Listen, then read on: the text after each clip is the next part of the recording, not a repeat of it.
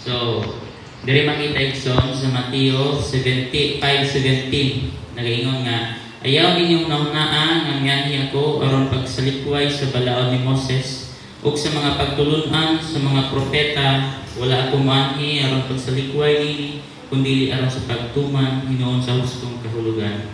So diri nato makita igsoon nga Jesus perfectly obeyed the law or siya ang katapusan sa law aron sa pagka-righteousness.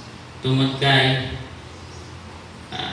siya or nabuhi siya diri sa kalibutan, nagpakatao siya diri sa kalibutan, nagsulog siya og human nature nga diin nga wagit sa kaila og sala. Perfect siya nga halad igo nga mapasaylo ang atong kalapasan atubangan sa God the Father. Gani nga He is our perfect example of righteousness. Gani ang pag-ari ni Ginoong Kristo Jesus diri sa kalibutan, siya mo'y nahimo natong maayong ehemplo. Siya mo'y nahimo natong maayong panig-ingnan sa story sa Bible.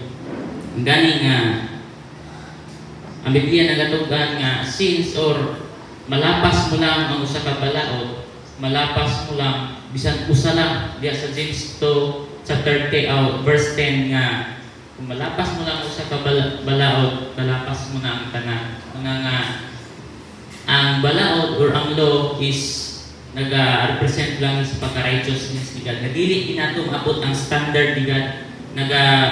Diya sa Roma 7 verse 7 na nag-emphasize diha nga ang sin or ang balaod is nagatug-an lang ni kung kinsa ta nga sa atong pagkakita nga makasala kita, nagatug-an lang ni sa sala sa atong napanunod ikan idan ug giiba nga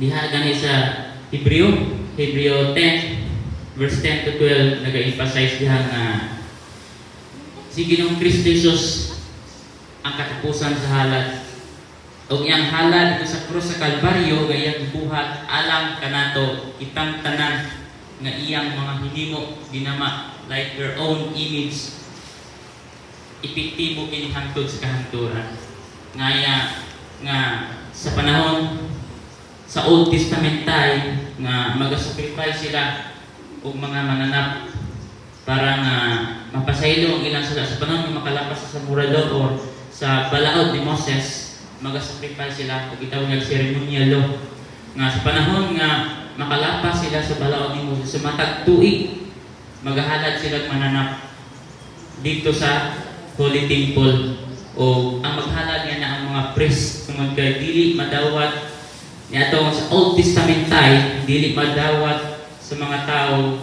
ang ilang halad sa Ginoo direct sa Ginoo kung gawas kung gawa mo anang agi sila press pare natong tayma gani nga diha sa Hebreo 10 nag-emphasize diha nga si Jesus Christ is ang katapusan sa pagpari ug siya ang katapusan sa halad. Siya ang halad magdula sa mga chosen people or kanato tanan mga katawhan sa tungbuhi nga Dios nga gani nga sa panahon nga ang mga Hudyo or daan ang iprophesy ni Prophet Isaiah nga moabot gid ang naluluwas ngandan siya Emmanuel liwason niya ang katawhan gikan sa wanang sa kasalanan ug mo nagi paabot sa mga Hudyo or sa mga chosen people o gani nga sa wala pa na maabot na magasacrifice sila apan na fulfill na sa time in the New Testament na sa panahon sa Mateo na nag-isgot diha nga tao si Jesus Christ sa birhen mo na si Mary tungod kay liwason niya iyang katawhan gikan sa wanang sa kasalanan o diri nato makita nga ang halad ang sacrifice ang atonement na gihimo ni Jesus Christ dito sa krus Kalbaryo epektibo hangtod sa kahangturan ug siya ang katapusan sa halad igsoon. Gani nga we become righteous through faith in Christ. Diya sa Romans 10 verse 4 naga-isgot diya nga kay si Kristo mao ang katapusan sa balaod aron muon matarong sa Dios ang tanan nga may pagtuo. Amen. So diha nag-emphasize nga Jesus Christ is the fulfillment of the law. Tungod kay dili nato ni matuman ang law, tungod kay bisan gani ang Biblia nagatukan nga ma-break or himulang malapas ang usa ka law, nalapas ni mga tanan. O nagpakita lang nga dili ka mamahimong righteous pinaagi sa law, apan ang law nagapakita lamang nga kita makasala kang tanan. Nagapakita lamang ni sa pagka-righteousness sa Ginoo. Ug ang gi-required sa heaven is righteous because God is righteous. And sa uban pa or sa Biblia nagatukan nga God is love. But inapalimutan nga si Lord is justice. Justisya siya ito. So, muna nga ang tanan na makasala or unclean is naging sa punishment. Separated na sa Ginoo, separation from God's love.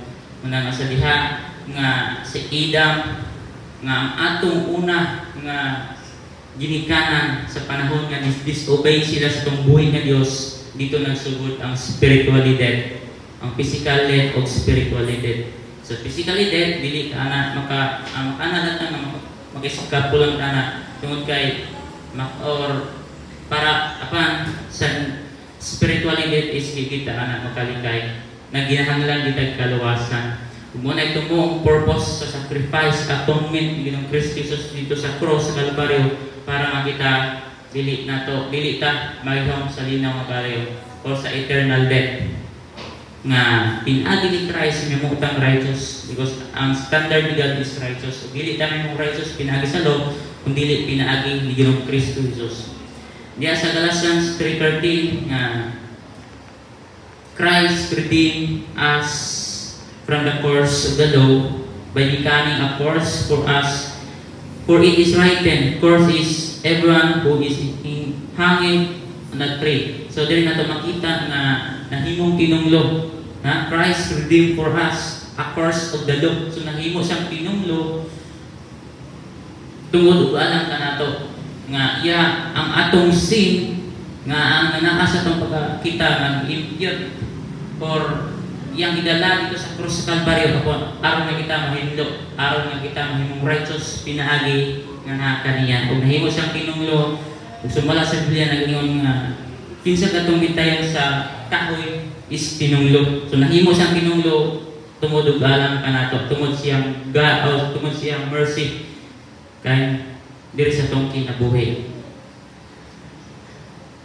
Ngani nga sa unsa man nga mahimo kang ma-justify ta through Christ alone.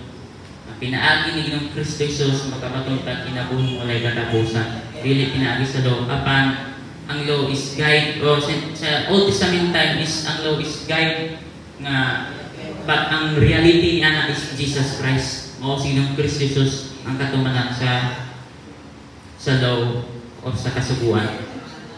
Gani nga diya sa 1:17, John 1:17 nag-emphasize diya nga for the law was given through Moses, grace and truth came through Jesus Christ. So karon wala na tan under sa law, but under na sa grace sa atong buhay nga Dios, sa grasya sa atong buhay nga Dios. Na diya sa Ephesians, sa Romans, sa Romans verse 6 to 14, nag-emphasize niya nga kinsa katong ilalom sa sala, na ilalom sa balawd, o kinsa katong ilalom sa grasya sa atong buhay nga Dios, makabaton kita kinabuhi walay katapusan. Tungod kay wala na tan ilalom ron sa balawd, kundi na ilalom na kita sa grasya sa atong buhay nga Dios. Apan ang atong good works nga atong maayong ginuhatan bunga lang na sa Holy Spirit. Kaysa diin nga na-receive or anang na-receive mo si Christ, anang nadawat nimo isip personal nimo nga manluluwas, ang Holy Spirit is nagpuyo na nimo. Ug mo nay pati silyo nakita tinod ng mga anak sa tong buhi nga Dios. O mo nay timaan nga kita mga anak sa tong buhi nga Dios sa panahon nga si Christ, because we are the temple of God. sa panahon si Christ nagpuyo sa atong pagkakita, dili na kita minabuhi kung dili si Kristo na. Muna nga mo reflect na si Christ sa atong pagkakita through the good works, muna fruit of the Holy Spirit, ug muna evidence na kita tinuod ng mga anak sa atong buhing Dios or tinuod nga mga luwas nga tao, saved people. Gani nga sa Moralos, Jesus is fully obey, perfectly empowers us to obey. And there sa Matthew 5:17 sa tong topic is Jesus is the fulfillment of the law. Yung siya may katumanan nga wala siya murder sa kalibutan aron sa pagsaligway sa balaod ni Moses ug sa mga pagtulunan sa mga propeta.